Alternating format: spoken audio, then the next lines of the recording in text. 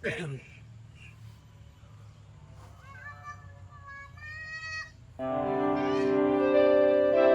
Sobat Kalem semua, kembali lagi bersama kami di Mari Bercerita Sampai Tenang. Hari ini kita akan membahas topik yang sangat dekat dengan kita ya Karel. Betul. Yang sangat dekat dengan kita, sangat dekat dengan remaja lebih tepatnya. Nah, kembali lagi hari ini kita bersama Kareo dan juga Bang Ginanjar. Hari ini, Sobat Kalem semua, kita akan membahas perihal fenomena bullying atau perundungan bahasa Indonesia Sobat Kalem. Nah, apa nih kira-kira Kareo? Perundungan ini apa kira-kira Kareo? Oke, perundungan ini berkaitan dengan ini ya Sobat Dalam ya. Ketika kita menghadapi sebuah situasi, kemudian situasinya itu, ini bahasa simpel aja sih. Kemudian situasinya itu cenderung menyakitkan, menyudutkan, kemudian merendahkan, Betul. dan itu adalah sebuah situasi yang dilakukan secara sengaja oleh orang lain ataupun sekelompok orang. Dan itu membekas ya biasanya. Akan tetapi terkait pelaku dan juga korban bullying ini sebenarnya tidak sesederhana itu kan Iya, Kareo. betul. Karena di sana ada proses psikologis yang terjadi, di sana ada pengalaman-pengalaman yang bisa membuat orang menjadi pelaku dan juga kenapa orang itu bisa menjadi korban Sobat Kalem. Yes. Nih, Bang Ginanjar dulu nih, aku tanya nih, kira-kira nih ada pengalaman nggak Bang Ginanjar terkait bullying ini? Bullyingnya pasti ada ya, pasti ada dulu waktu SMP secara verbal maupun secara fisik. Dan ya tadi yang di di episode sebelumnya, di mana yang kita bahas trauma itu pun termasuk bullying yang aku waktu SMA diajak berantem sama temen yang atlet karate. Wow. Terus si bullyingnya sampai ya lumayan membekas lah, tapi akhirnya jadi positif lah. Nah ini Sobat Kalem, sepertinya kita harus menjelaskan juga ya Kareo, jenis-jenis bullying ini apa saja. Nah jadi di dunia modern ini ada penambahan satu lagi ya Kareo, jenis bullying. Ini luar biasa banget Sobat Kalem. Nah jadi seperti yang kita tahu ya, bullying itu bisa berbentuk fisik, misalnya kayak ya mukul orang misalnya. Nah terus tuh ada juga yang bentuknya nggak menyentuh fisik orang Kareo. Ya, Akan tetapi dalam bentuk ucapan, yaitu bullying verbal.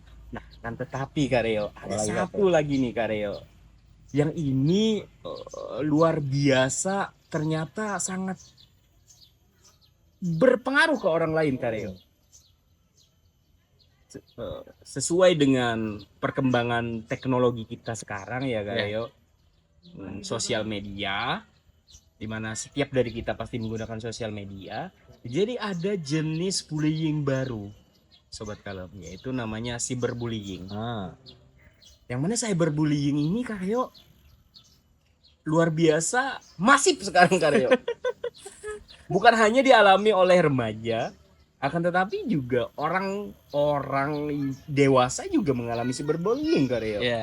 Dan parahnya lagi cyberbullying ini pelakunya bisa melakukan bullying tanpa diketahui. Betul. Karena mereka bisa menggunakan identitas palsu atau mungkin fake akun atau anonimus lah bahasanya. Itu kan luar biasa ya Karyo. Kita bisa melakukan bullying tanpa takut dihakimi di dunia nyata. Iya. Sedangkan kan kalau kita misalnya melakukan bullying secara verbal, bullying secara fisik, ini kan bisa dibilang sebenarnya jati diri kita atau diri kita itu bisa dipandang buruk kan di sosial seperti itu. Akan tetapi kalau misalnya cyberbullying ini kan dia menggunakan identitas palsu, akhirnya mereka nggak merasa terhakimi. Jadi ada kuasa lebih di sana. Nah, inilah yang bahayanya Sobat Kalem perihal fenomena cyberbullying ini. Nah, perihal terus itu juga jika kita membahas perihal bullying Karyo, ini kan berarti ada aktor-aktornya ya Karyo. Yaitu yang pertama pelaku ya. Terus itu juga ada korban. Nah kan tetapi ada juga nih pihak ketiga. yang perlu diperhatikan. Kenapa? Karena pihak ketiga ini sebenarnya adalah aktor yang tidak terlibat dengan bullying, dengan aktivitas bullyingnya, tetapi dia ada di sana, yaitu adalah bystander. Nah, padahal bystander ini mempunyai potensi untuk mencegah bullying itu ada, tetapi dia tidak bereaksi. Dia cuma memperhatikan perihal bullying ini, tetapi dia tidak bereaksi sama sekali. Nah, ini yang juga sebuah hal yang perlu kita diskusikan, Karya. Kenapa bystander ini dia memilih untuk tidak aktif terlibat untuk mencegah bullying, akan tetapi dia malah cuman menonton. Ini kenapa, Karya? Nah, ini kan sebenarnya bullying ini banyak sekali yang bisa kita bahas. Nih, perspektif Karyo nih perihal bullying bagaimana, Karyo? Nah, berkaitan dengan bullying ya Sobat Kalem ya, tentunya sebenarnya kalau kita coba analisa lagi itu ada faktor psikologis yang kompleks. Beberapa kasus yang saya tangani, sekali lagi saya tidak nyebut ini ya kasusnya secara spesifik, saya tidak menyebut wilayah dan lain sebagainya, dan kemudian kasusnya juga saya ceritakan dalam bentuk modifikasi saja, jadi tidak menceritakan kasusnya. Yang beberapa kali ditemui adalah bullying ini terjadi pada ruang lingkup sekolah.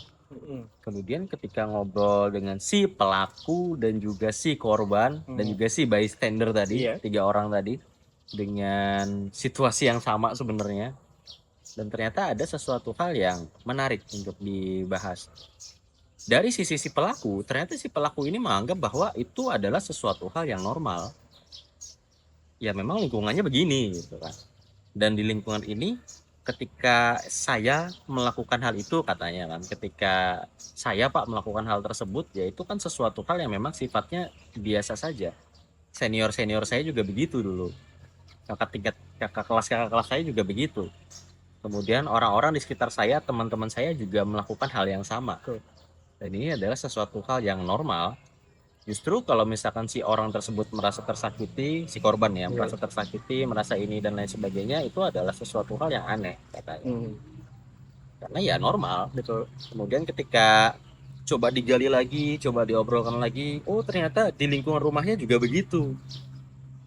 Dia sering mengalami hal-hal yang sifatnya agresif, menyakiti secara fisik, menyakiti secara verbal, dan itu dilakukan oleh lingkungan rumahnya. Kedua orang tuanya terbiasa seperti itu, dan lingkungan tetangga segala macam juga membenarkan bahwa itu adalah sebuah situasi yang normal.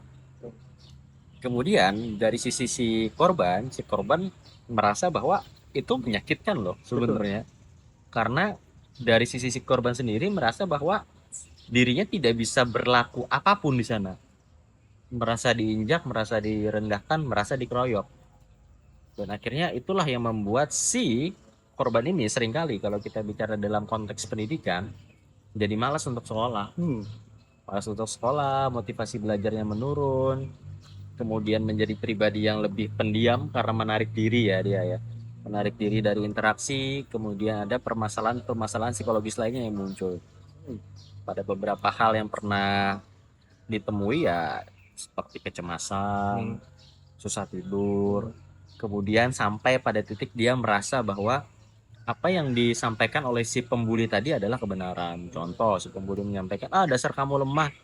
Kira dia meyakini itu ke dirinya sendiri, oh aku memang lemah ya, aku memang selemah itu ya, nggak kuat ya aku.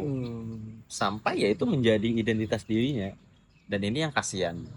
Kemudian dari sisi bystandernya, iya karena mereka merasa bahwa mereka tidak punya kekuasaan. Kalau misalkan aku bantu untuk menolong, kalau misalkan aku bantu untuk mencegah, ya aku bisa apa itu kan. Ujung-ujungnya aku juga jadi korban juga nantinya. Jadi cari aman gitu ya. Jadi cari aman. Dan orang lain pun yang dia lihat ya di sekelilingnya juga tidak melakukan itu gitu kan, tidak membantu. Jadi sepertinya ini adalah tindakan yang normal. Walaupun aku kasihan katanya. Nah, ini menjadi sebuah kompleksitas sosial yang sedih sih sebenarnya. Iya, memang sangat mengiris hati sebenarnya memperhatikan hal ini. Akan tetapi ya, kalau kita gali lagi Karyo, dari pernyataan Karyo tadi bisa dibilang berarti pelaku dari bullying itu bisa jadi juga korban bullying ya Karyo. Iya lagi. Iya kan? Iya, iya. Misalnya nih, Itu betul. dia ternyata memperhatikan rumah tangganya Ya. atau orang tuanya Orang sering tuanya. bertengkar misalnya. Hmm. Atau dia sering diremehkan oleh Hmm. orang tuanya atau sering dipukul misalnya, dan dia merasa tidak memiliki kekuatan di rumah, Yes. dia merasa direndahkan. Hmm. Akhirnya apa? Dia mengkompensasikan Yes. agresinya ke orang yang lebih lemah dari dia Iya. di pertemanannya. Berarti kan di sini ada ketimpangan kuasa tadi ya Karyo.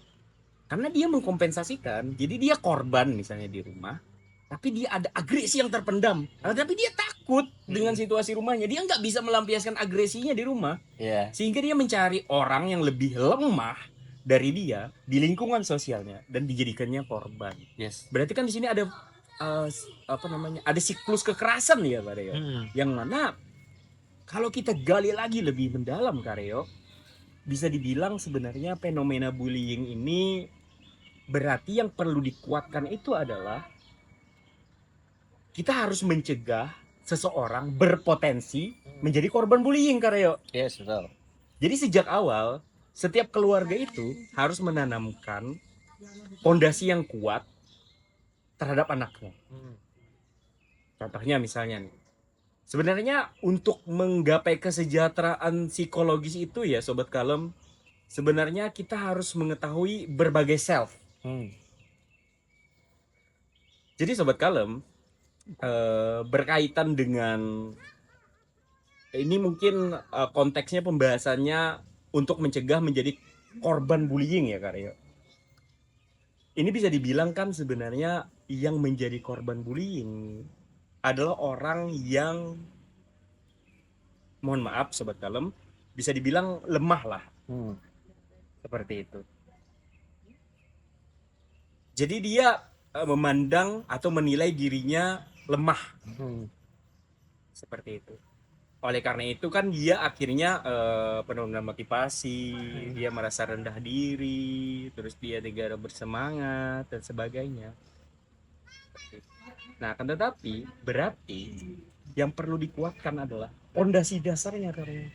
Betul. Iya kan? Contohnya nih, cara sederhana sebenarnya, walaupun secara konsep sebenarnya simple, akan tetapi sebenarnya PR ini Karyo. Nah, akan tetapi ini perlu diedukasi ke Sobat Kalem semua.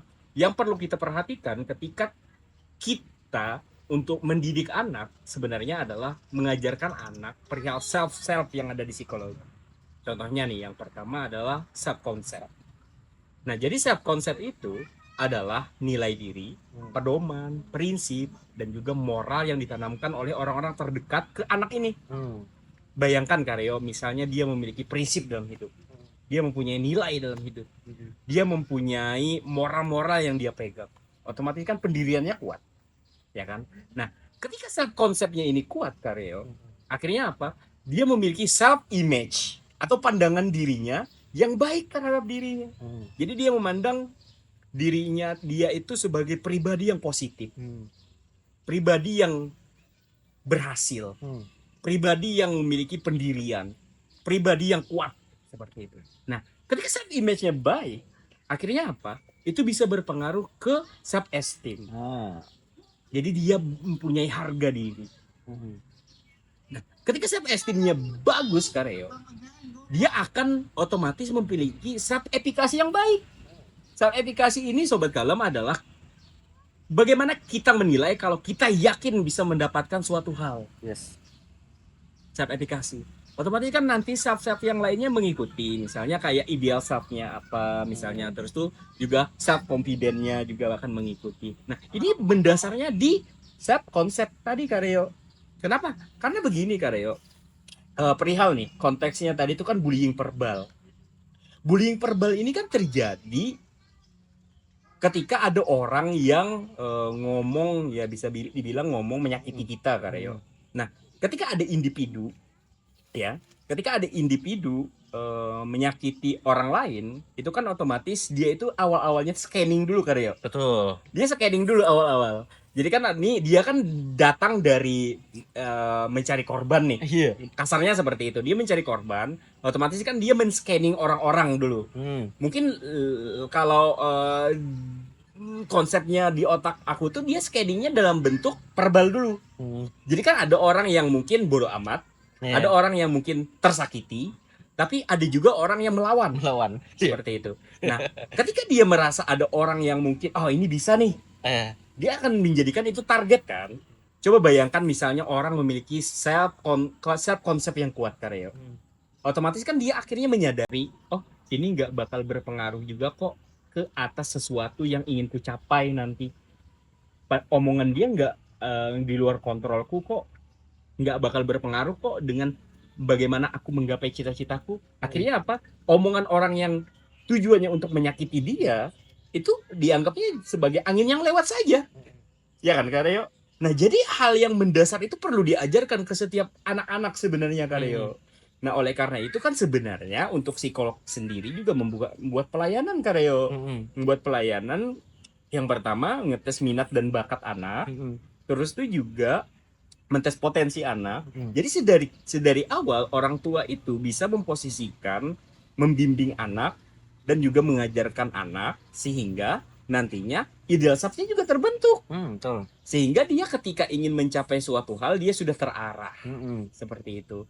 Nah, sebenarnya kan sederhana banget. Yes. In konsep sebagai apa namanya edukasi aja seperti itu untuk orang tua ya di luar sana. Sebenarnya itu adalah salah satu cara yang sebenarnya nggak sederhana. Akan tetapi bisa diterapkan Karyo. Iya betul. Bisa diterapkan untuk anak agar tidak berpotensi menjadi korban bullying. Nah, perihal pelaku juga sebenarnya Karyo ya seperti yang kita bahas tadi Karyo, pelaku ini terkadang juga mereka adalah korban Karyo. Nah, oleh karena itu nih menurut Karyo nih untuk pelaku kira-kira treatmentnya bagaimana Karyo? Ada pandangan Karyo? Oke, ini menarik juga nih Sobat Kalem nih, karena memang saya pernah menangani bullying ya, baik dari sisi pelakunya, baik dari sisi korban dan juga baik dari sisi bystandernya. Kemudian kalau berkaitan dengan pelaku, betul itu kata Elias tadi, dia sebenarnya adalah pribadi yang terluka. Dia itu anak yang sedang terluka loh sebenarnya. Iya. Tapi dia nggak tahu cara nyembuhin diri. Betul. Alhasil yang dilakukan adalah kompensasi tadi. Dia menyerang orang lain karena menurut dia ya inilah cara aku untuk menunjukkan kuasaku. Inilah cara aku untuk pulih. Iya. Karena ada luka-luka yang memang tidak pulih lah sebenarnya. Nah, jadi kalau berkaitan dengan si pelakunya dari beberapa hal atau kasus yang saya tangani, saya menyelesaikan lukanya dulu. Oh, ternyata dia ada luka psikologis. Ini misal aja ya Sobat Kalem. Dari segi orang tuanya bertengkar terus menerus, perilakunya juga agresif, menyerang secara verbal maupun non verbal, fisik dan lain sebagainya. Dia lihat itu, dia tonton itu, kemudian juga dia diperlakukan juga begitu. Akhirnya ketika di ruang lingkup sekolah, yang dia tahu adalah oh cara berinteraksi ya yang dari orang yang lebih di atas ke bawah ya kayak gitu. Alhasil yang dilakukan adalah coba pulihkan dulu lukanya, selesaikan dulu lukanya, bahwa dia memang tersakiti loh sebenarnya. Kemudian ketika si lukanya itu pulih, si lukanya itu selesai, dia menyadari bahwa oh iya aku terluka dan sekarang aku udah sembuh, baru biasanya kalau aku pribadi Elias ya, baru biasanya aku akan masuk ke edukasi bahwa oh bagian ini kamu keliru loh, bukan gini loh konsepnya.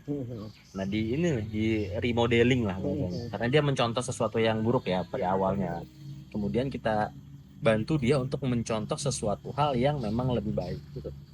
Jadi memang sebelum diarahkan, sebelum diedukasi, kalau aku pribadi ya menangani kasusnya itu lebih ke melihat akar masalahnya dulu.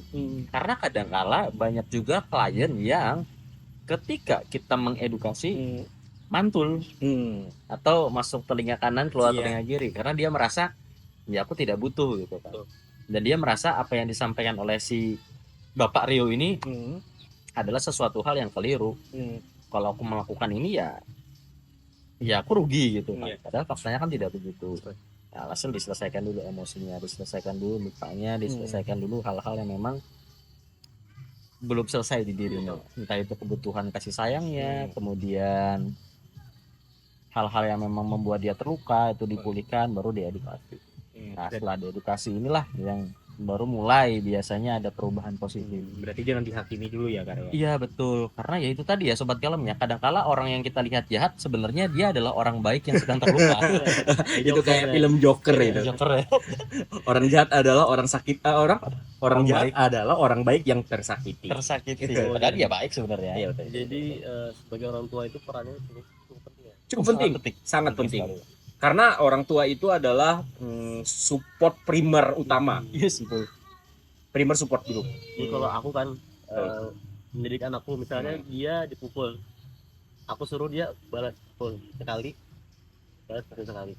Wow, nice. Wow. Apakah itu salah satu peran kita sebagai orang tua yang tepat atau bahkan itu salah? Gimana ini? Sebenarnya alangkah baiknya kita harus menghindari segala tindakan agresi terlebih dahulu. Itu lebih baiknya seperti itu. Nah, sebenarnya cara berpikir anak tuh nggak bisa kita samakan dengan cara berpikir orang dewasa. Nah, oleh karena itu anak itu, orang tua harusnya memposisikan anak bukan sebagai orang yang mengarahkan, akan tetapi lebih tepatnya mengawasi dan membimbing. Mengarahkan itu kan lebih tepatnya memerintah, kamu harus begini, kamu harus begitu, begitu kan? Tapi lebih bagusnya itu mengawasi dan membimbing. Nah, Lihat ya kalau seandainya anaknya lagi tenggelam, bisa dibantu untuk betul. Nah, dan harus dijelaskan. Karena anak itu bingung dia kalau cuman dilarang. Dia harus dijelaskan. Seperti itu. Sama ini sih yang perlu diperhatikan juga ya. Anak itu sangat rentan sebenarnya. Iya. Anak-anak itu sangat rentan. Oleh karena itu memang tugas orang tua, lebih tepatnya itu sangat besar memang ketika mendidik anak. Luar biasa memang. Nah, akan tetapi mungkin jika pembahasannya perihal bullying ya Karyo, mungkin kita harus membahas dulu Karyo, bagaimana cara berpikir atau apa yang ada di pikiran remaja atau apa yang ada di otak remaja dan juga lingkungan sosialnya Karyo. Kenapa mereka sangat rentan dengan fenomena bullying ini? Kenapa nah Karyo? Nah, jadi ya sobat kalau kita lihat ya secara perkembangan otak, kan di sistem otak tuh kan ada bagian-bagiannya kan ya. Yaitu kan di sana ada sistem limbik yang mengatur emosi. Terus itu ada juga prefrontal cortex yang mengatur perihal logika atau berpikir secara rasional. Nah, masalahnya Karyo di sini Karyo. Jadi ya sistem limbik itu sudah matang di usia 15 tahun. Akan tetapi logika prefrontal cortex itu baru matang kisaran usia 25 tahun. Bayangkan Karyo. Ketika emosi sudah muncul atau keinginan muncul, hasrat muncul, akan tetapi tidak berpikir secara logik. Nggak ada remnya ya. Nggak ada remnya. Bayangkan apa yang terjadi. Coba bayangkan ketika kita remaja tuh. Kita pasti lebih banyaknya tuh mengambil tindakan berdasarkan perasaan kan. Berdasarkan apa emosi yang kita rasakan. Contohnya misalnya nih, teman-teman sebayanya misalnya mainnya saling adu kekuatan misalnya. Akhirnya apa? Dia menganggap itu sebagai standar keren gitu. Aku jantan, aku harus menunjukkan seperti itu. Nah, dan dia menganggap hal itu sebuah cara untuk diakui di lingkungan. Tapi dia nggak berpikir secara logik kan. bahwa itu bisa saja merugikan orang lain, atau mungkin ada remaja yang mereka naik motor kencang-kencangan misalnya. Akhirnya nggak panjang ini ya. Mikirnya nggak panjang seperti itu. Nah, itulah ya apa yang terjadi di pikiran anak-anak. Terus itu juga secara sosial juga, karena dia udah muncul rasa ingin diakui di lingkungan sosialnya, akhirnya apa? Akhirnya dia merasa kalau misalnya diurusi orang tua, mungkin akhirnya dia jadinya merasa ingin terbebas lah dari pengaruh orang tua. Nah, tapi karena logiknya belum berpikir secara matang tadi itu, akhirnya dia bisa mengambil keputusan yang salah misalnya seperti itu. Nah, jadi itulah yang terjadi di pikiran remaja, Karyo. Nah, bayangkan remaja yang bisa dibilang emosionalnya sudah matang, tetapi berpikir logiknya belum matang, itu akhirnya apa? Dia berpotensi kan, Karyo, dan sangat rentan dalam menunjukkan agresinya. Apalagi ketika dia punya pengalaman sebelumnya, pengalaman yang tidak mengenakan lah, yang membuat dia merasa lemah. Akhirnya apa? Dia mengkompensasikannya ke orang lain. Padahal kan kalau dipikir-pikir lagi secara jangka pendek itu merusak pandangan orang lain terhadap hidupnya. Terus itu juga kalau misalnya dia udah terlanjur menjadi pelaku, akhirnya apa? Secara jangka panjang bisa aja dia menjadi pelaku kriminal, Karyo. Lebih ini ya levelnya. Iya, karena dia merasa yakin kan kalau dirinya tuh adalah orang yang kasar, itu kan bisa menjadi keyakinan, Karyo. Bisa saja ketika dewasa dia malah naik level menjadi kriminal. Kan perlu kita putus itu. Iya, bullying adalah dasar-dasar untuk jadi kriminal. Iya. Bisa jadi kan, berpotensi kan. Iya, betul. Karena ada macam-macam perilaku maladaptif pasti nanti di belakangnya. Nah, perihal bullying ini, Karyo, kira-kira nih bagaimana, Karyo? Bullying ini kan banyak kejadiannya tuh biasanya di sekolah ya, Karyo. Nah, bagaimana nih pihak sekolah harus menyikapi fenomena bullying ini, kira-kira, Karyo? Ini kalau menurut aku ya Sobat Kalem ya, rekomendasi untuk pihak sekolah yang pasti adalah pihak sekolah punya aturan dulu sih terkait dengan hal-hal yang sifatnya bullying. Sesederhana aturannya ketika ada terjadi bullying ya, misal dia akan diskorsing misalkan, atau mungkin diberikan hukuman-hukuman yang memang mendisiplinkan.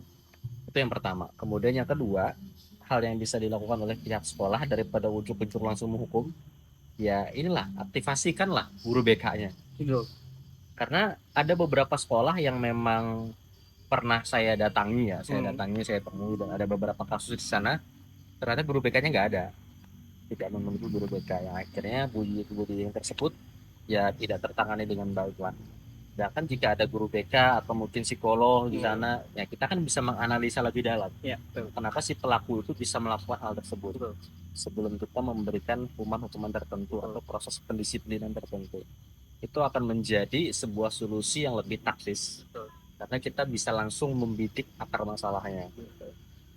Kemudian juga yang bisa kita lakukan adalah sebagai ini ya, rekomendasi untuk sekolah ya, menurutku ya, kita juga perlu mengedukasi sih sebenarnya. Sesimpel kita buat banner Pak, misalkan X banner, atau misalkan papan apa gitu ya, yang menjelaskan bahwa bullying ini nggak baik loh. Bullying ini sesuatu hal yang tidak tepat. Karena itu memang berbahaya di ranah sekolah, apalagi di ranah pendidikan tinggi.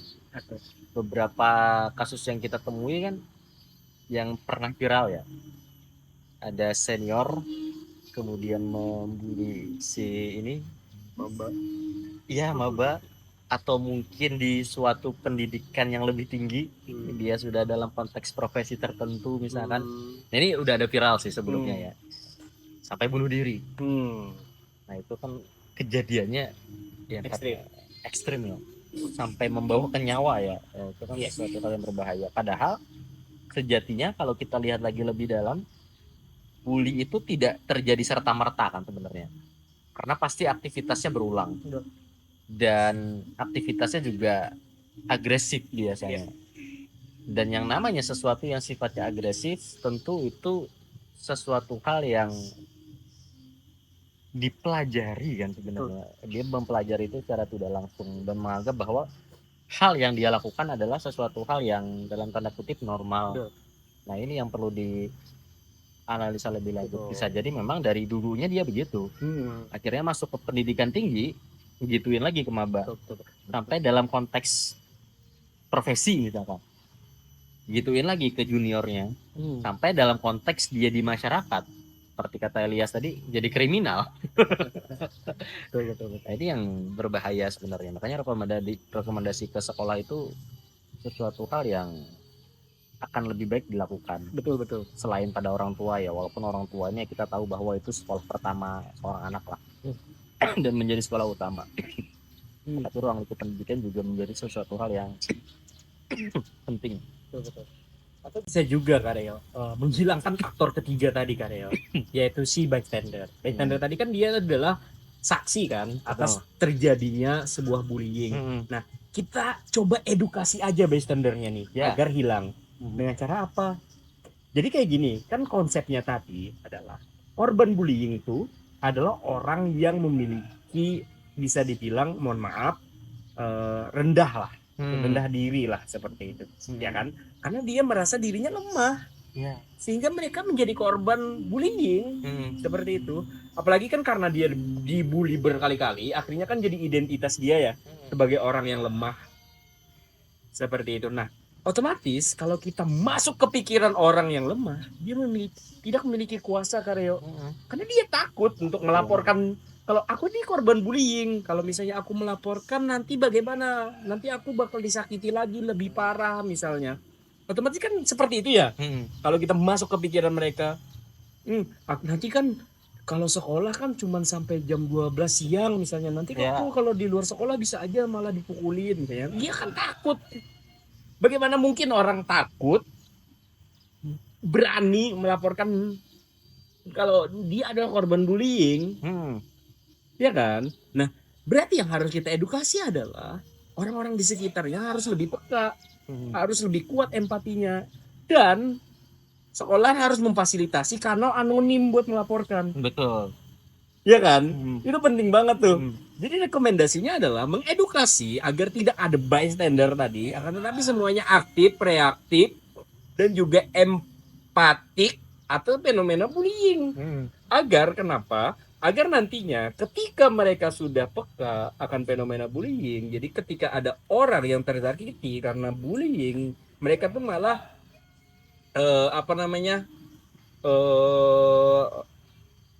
aktif dalam melaporkan. Kalau si A dia disakiti si B, dan mereka melaporkan ke ke sekolah.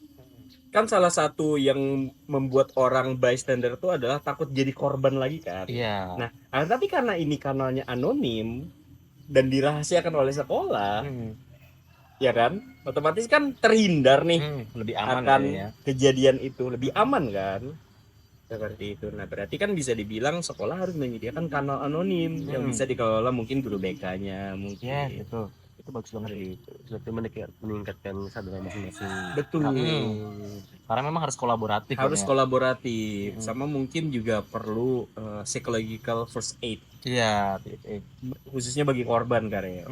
Mungkin ya bisa dibilang mendengarkan keluhannya secara sederhana, terus tuh memvalidasi perasaannya, terus tuh juga membantu dia untuk menuju ke tenaga profesional.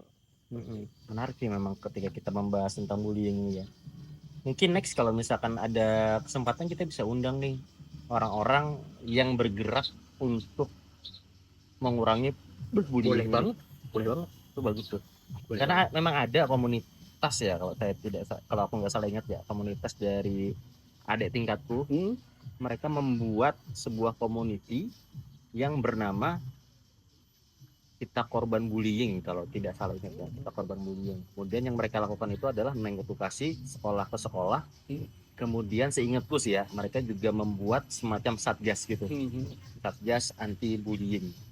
Itu akan menjadi sesuatu hal yang bagus tuh kalau misalkan nextnya ya, mungkin kalau misalkan ada momen nanti kita coba undang mungkin ya, kalau ada. dengan bagaimana pergerakan dari bullying ini. Karena memang ya sobat kalam ya, sesuatu hal yang sifatnya itu sistem yang bermasalah, sistem yang bermasalah itu akan menyebabkan dampak yang berantai. Betul.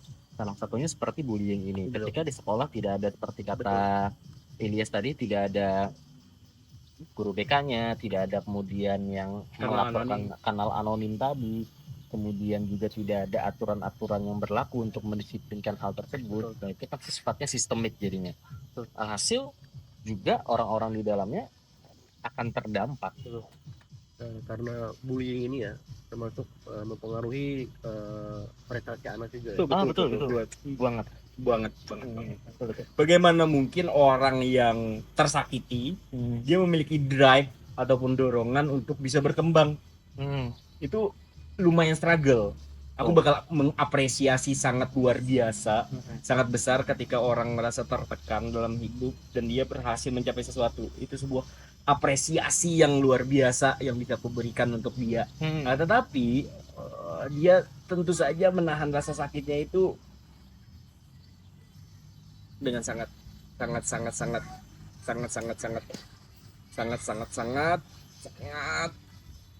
lelah. Ya. Kayak luar biasa banget ya. orang yang aku tuh sebenarnya ya jujur aja melihat fenomena bullying ini sangat menyayat hati juga karena bahkan datanya kan meningkat Iya. di Indonesia. Aku lupa data pastinya berapa. Pokoknya dari tahun 2022 sampai 2024 kalau nggak salah sampai terakhirnya tuh pokoknya terjadi peningkatan. Dan masalahnya nggak sekedar di sekolah negeri, tapi di sekolah swasta. Wow.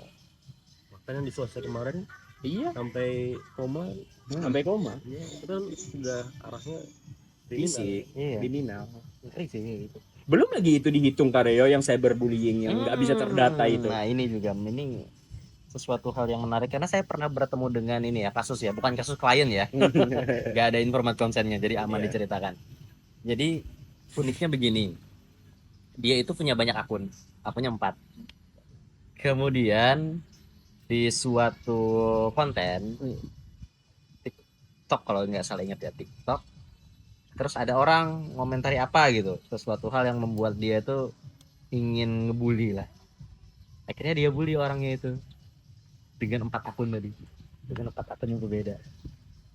Jadi seakan-akan si orang yang mengomentari konten itu dikeroyok sama banyak orang, padahal orangnya satu. Dan akun-akunnya tuh ya namanya akun ini ya, bukan akun real yang gimana-gimana ya. Ya postingannya cuma 1 atau 2, followersnya dikit, ada juga yang nggak ada foto profilnya, karena memang akun yang Fake. gitulah ya, fake lah ya. Itu sesuatu hal yang wow, kamu ngebully orang seniat itu ya. Karena mentang-mentang punya 4 akun, akhirnya dia menjadikan itu sebagai sebuah relasi kuasa gitu. Wah, Iya, aku betul, kuasa loh, punya power loh. Padahal dia sendiri orangnya. Ya udah itu. Dan itu sering terjadi di sosial media. Instagram, TikTok, cyberbullying, dan seringkali yang aku temui ya, Ilyas ya, Anjar ya, hal-hal yang sifatnya bullying itu yang dibahas itu adalah sesuatu hal yang nggak terlalu penting. Pernah aku lihat di sebuah konten ada cuplikan sinetron, kemudian si pemeran utama ceweknya itu mati, meninggal dalam kisah itu, meninggal teng. Akhirnya si pemeran utama ceweknya itu nggak ada lagi lah di sinetron itu, karena memang in real life juga ada ini ya, ada kasus juga ya si ceweknya itu. Kemudian si ceweknya itu ya nggak ada lagi lah di sinetron itu. Nah kemudian ada yang komen di sana mengomentari bahwa wah ini nih nanti pasti ada kejutan kok, dia akan datang lagi. Itu doang. Yang simpel ya, mungkin ya ngomen aja dia gitu cuma kan. mengeluarkan isi pikirannya. Iya, dan mungkin itu ya dia berharap aja gitu kan atau apa. Dan sesimpel itu ya, cuma sinetron doang kan. Lo dikomentari sama orang, aduh, dalam tanda kutip, tit bahasa kasar. Kamu ini nggak mikir ya, dia itu ada kasus di luar gini.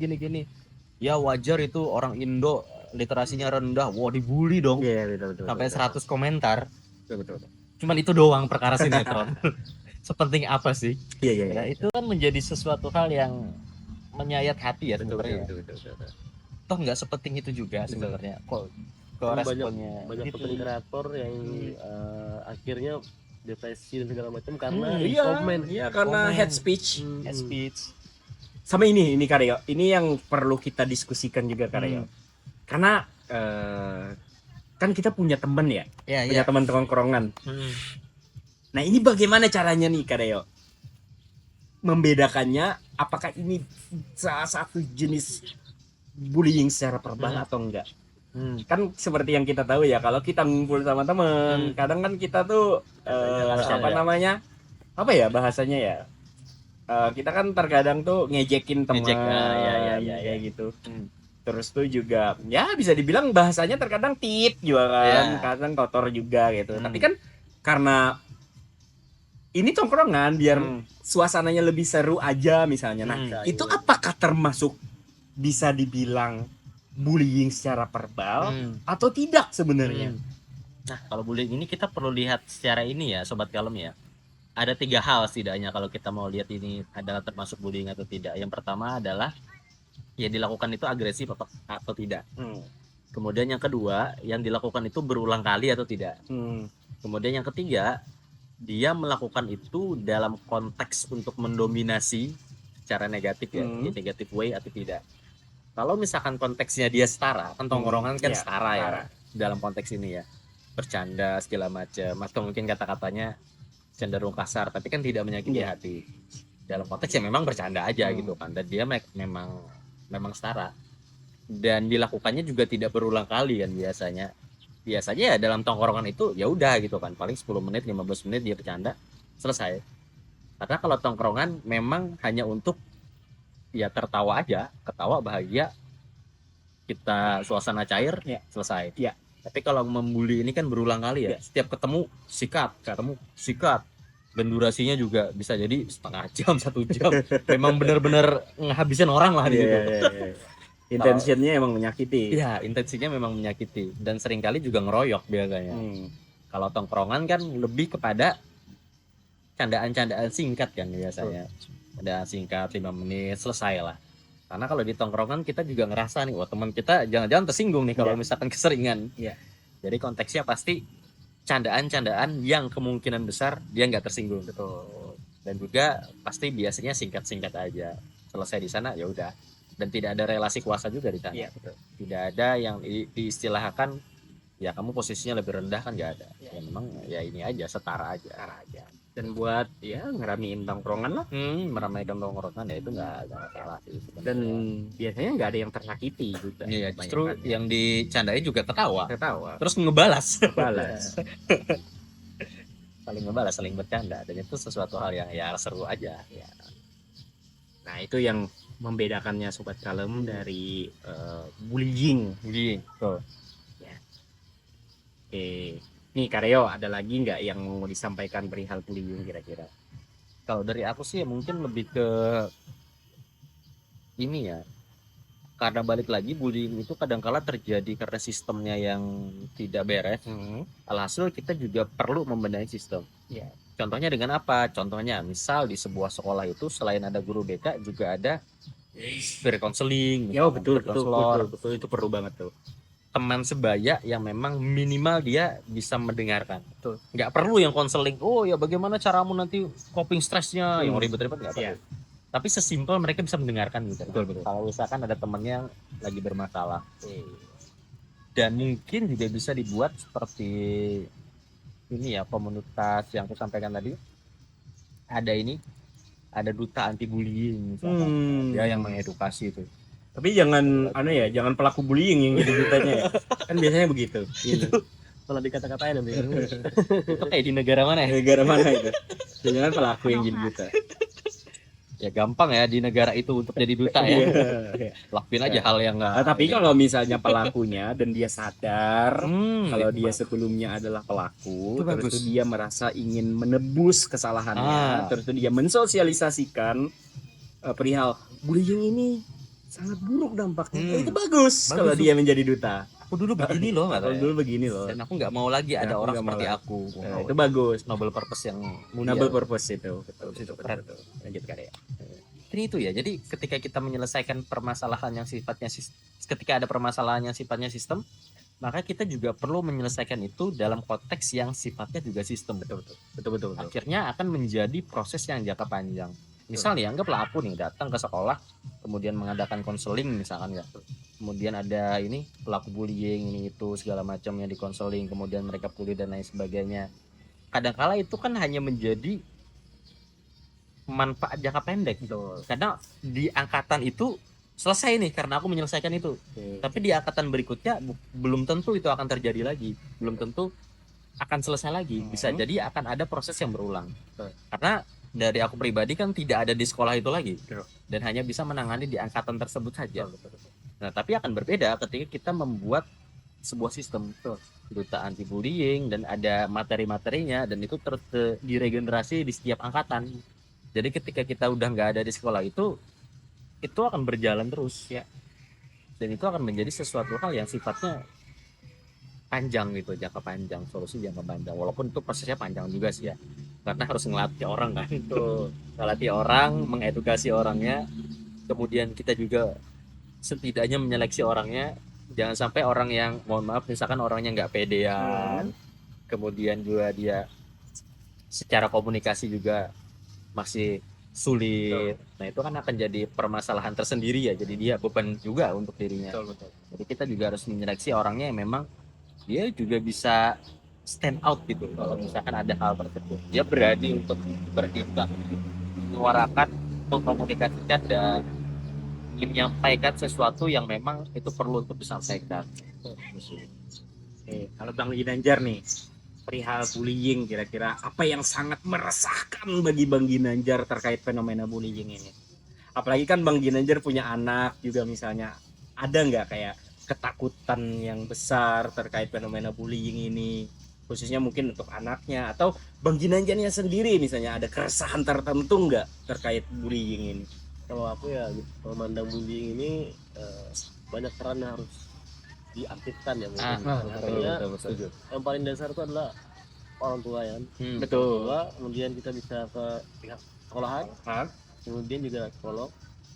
Dan aku sendiri kayak masih kadang tuh anak masih kecil padahal masih PAUD, tapi sudah bisa dia lapor itu pulang sekolah itu ini gangguin aku, ini gangguin aku. Bagus banget itu. Iya, memang aku tanamkan untuk kalau ada apa-apa cerita. Betul lah, itu bagus tuh. Itu salah satu pendekatan yang positif banget buat anak-anak, buat ke anak ya, sobat kalem. Dan kita harus bisa jadi tempat cerita yang baik lah. Iya. Jadi dia akan terbuka sama kita, dan akhirnya setelah anak itu cerita, oh masalahnya seperti ini, kita mesti beri solusi lah. Salah satunya tadi kalau kamu dikatain kayak gini, bisa kamu laporkan ke gurunya atau balas seperti dia melakukan yang sama. Jadi itu sih paling yang aku terapin di keluarga. Berarti Karyo terkait aku sedikit kayaknya kita perlu mendiskusikan ini juga terkait pelaku bullying ya Karyo. Aku baru kepikiran tadi. Berarti bisa dibilang pelaku bullying ini sebenarnya juga mencari tempat aman ya Karyo. Iya itu. Bisa nggak kira-kira Karyo? Contohnya misalnya nih, dia tuh kan ini contoh sederhananya aja ya, misalnya salah satu yang bisa membuat orang menjadi korban, menjadi pelaku bullying itu adalah ketika dia tidak memiliki tempat aman di rumahnya, karena dia mungkin dimarahin sering sama orang tuanya, atau mungkin sering dipukul sama orang tuanya, dan dia kan merasa rendah diri pada saat itu. Dia yang mempunyai kuasa misalnya, ataupun tempat aman misalnya di rumah. Tapi dia menyadari kalau misalnya dia punya kekuatan dan power yang kuat, dia memiliki kuasa terhadap orang lain misalnya. Itu kan sebenarnya kesalahan berpikir ya Karya. Iya. Itu bisa dibilang ada terjadi distorsi kognitif lah di sana sebenarnya. Nah, tapi dia terapkan ke orang yang lebih lemah lah di lingkungannya misalnya. Terus itu dia merasa punya power di sana. Apakah dia menganggap itu sebagai salah satu bentuk dia untuk mencari ruang aman kira-kira? Bisa nggak seperti itu kira-kira Karya? Jadi gini sobat kalem, kalau menurutku ya sobat kalem ya, secara alamiah manusia itu pasti mencari sesuatu yang sifatnya Menguntungkan. aman, Oh, menguntungkan segala macam kan. Dan hal yang normal ketika seseorang itu mencari tempat aman. Tapi permasalahannya di sini adalah pada pelaku bully, dia mencari tempat aman yang tidak sehat.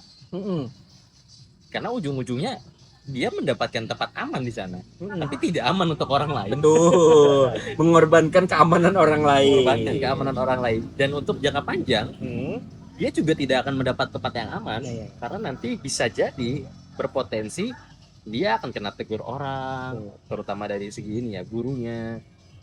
Kemudian dia juga berpotensi, parahnya adalah dikeluarkan dari sekolah.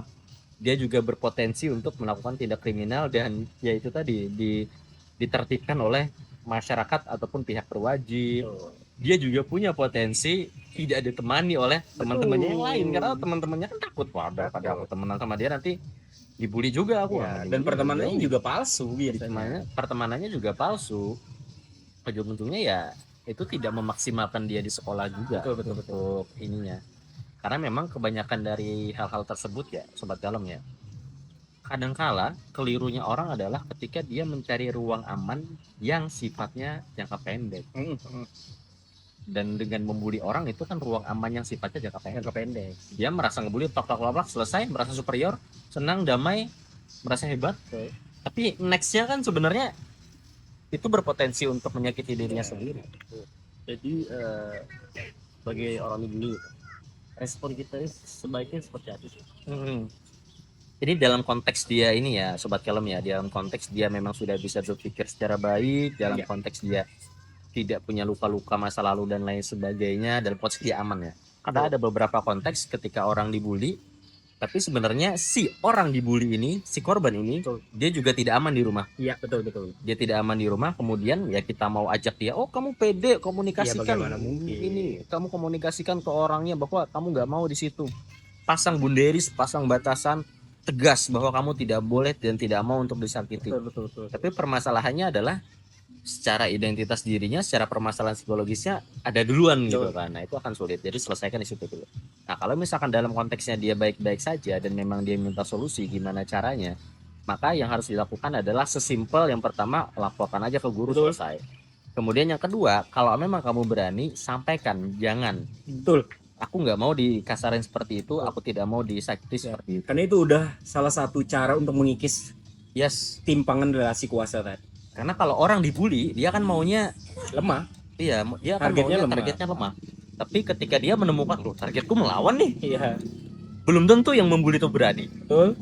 Karena seringkali yang ngebully itu keroyokan Mas. Betul. Nah ketika si yang dibully, korbannya ini berani untuk melawan, bahkan di depan 4, 5, 6, sampai 7 orang, bisa jadi 7 orang itu yang ciut.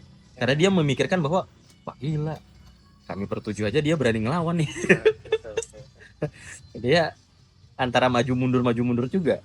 Ibarat mereka pun melanjutkan untuk membuli dan mengeroyok, ya secara umum pasti malu lah. Ngeroyok satu orang dan satu orangnya berani ngelawan, ya secara umum sih pasti malu. Jadi hal yang bisa dilakukan seminimalnya ya selain untuk melapor ke guru, ngelawan balik dengan cara yang lebih sehat. Dengan cara apa? Sampaikan aja, aku nggak mau loh diginiin. Kalau kamu melakukan ini terus, ya mohon maaf, aku akan melaporkan ke guru misalkan. Atau ya aku nggak mau temenan sama kamu misalkan. Dan hal-hal lainnya yang sifatnya membatasi. Jadi ya, apakah kita ketiga orang tua ini, seandainya anak itu dibully, kita mengarahkan dia untuk belajar bela diri, ini lebih bagus lagi ya.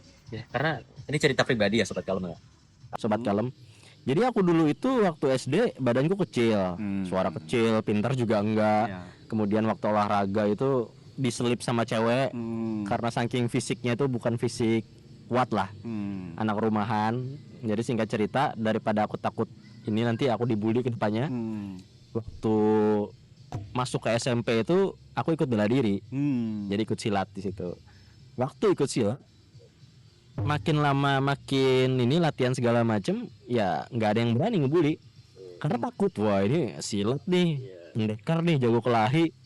Padahal ya aku sendiri juga malas kalau disuruh kelahi ya, ngapain buang tenaga sih. Dan memang yang aku rasakan ya, dengan berlatih bela diri ini meningkatkan percaya diri banget. dan juga apalagi kalau sudah lama ya, itu mereka akan malah lebih humble. Iya, santuy. Males cari masalah apa lagi, Iya. karena anggap musuh yang kita lihat ini nggak setara sama kita lah. Seperti itulah. Apalagi yang udah belajar lama tuh mereka mikir kayak apa untungnya ya? Mending pertandingan, dapat uang kalau menang, dapat pengalaman segala macam, dan tandingnya pun ada wasitnya gitu kan, ada wasitnya adil, jadi tidak membahayakan. Kalau di luar ini kan berbahaya ya, tanpa aturan. Kalau kita yang mengalahkan ya kita masuk penjara segala macam. Kalau kita dikalahkan ya sama aja juga, kita bonyok segala macam. Menang kalah ya nggak ada uang insentifnya juga. Cederanya juga cenderung lebih ini ya, potensinya lebih besar. Kalau pertandingan kan ada pengamannya. Nah itu menjadi suatu hal yang penting. Aku pribadi juga ikut silat 6 tahun, kondo nih bareng Anjir juga 2 tahun, Wing Chun 3 bulan, kickboxing 1 bulan. Tapi ya paling lama silat sih, dan itu bener-bener ngelatih mental sih ya sobat kalem. Apalagi perihal bullying kita ya bisa melindungi diri kita sendiri lah, seminimalnya untuk pencegahan. Karena kalau orang sudah ikut bela diri jarang biasanya ada yang berani. Betul. Tapi notes juga bukan berarti juga sobat kalem ikut bela diri buat ngebunuh orang. Itu parah banget. Parah ya. Itu parah itu, Pak. Nah, Nah, gitu itu lah. adalah salah satu tips ya dari pegiat bela diri untuk sobat kalem di sana yang merasa mungkin untuk memperkuat mentalnya ya, Iya. agar tidak menjadi korban bullying. Mungkin bisa ikut apa namanya? Kursus ya, bukan kursus ya, Iya. apa namanya itu ya? Tempatnya Anjar nih apa nih? Brazilian BJJ ya. Itu bukan kursus kan namanya, tapi latihan ya, Tempat latihan bela latihan diri ya? ya namanya. Bela diri namanya. Camp bela diri. Nah, itu bisa diterapkan bagi sobat kalem semua yang ingin mungkin memperkuat mentalnya Ya. dan juga memperkuat harga dirinya. Terus itu juga untuk memperkuat daya tahan tubuhnya juga. Betul. Seperti itu. Wah, luar biasa hari ini. Ya. Karya pembahasan kita. Mungkin kita sudah hampir 1 jam ya. Ya. Kayaknya kita terlalu banyak ngomong perihal bullying, tapi ini penting banget Karya Penting banget. untuk didiskusikan. Ya mungkin nanti kita akan mengundang tamu ya Karya yang Ya. bahas perihal bullying ini. Orang-orang yang terlibat aksi pencegahan bullying lah, fenomena bullying secara langsung. Jadi nanti kita pasti akan membahas terkait fenomena bullying ini lagi. Sebelum kita menutup podcast hari ini nih, aku mau bertanya 1 kalimat untuk bullying dari Bang Ginanjar. Cegah, hapuskan, dan sembuhkan. Yang punya. Nih dari Kareo nih, apa nih kalimatnya nih? Pelaku bullying adalah orang baik yang terluka. Nih kalau dari aku ya, untuk menyikapi fenomena bullying, alangkah lebih baiknya kita bersama-sama meningkatkan empati kita terhadap sesama. Itu saja podcast Mari Bercerita Sampai Tenang hari ini. Salah hilap mohon maaf. Assalamualaikum warahmatullahi wabarakatuh.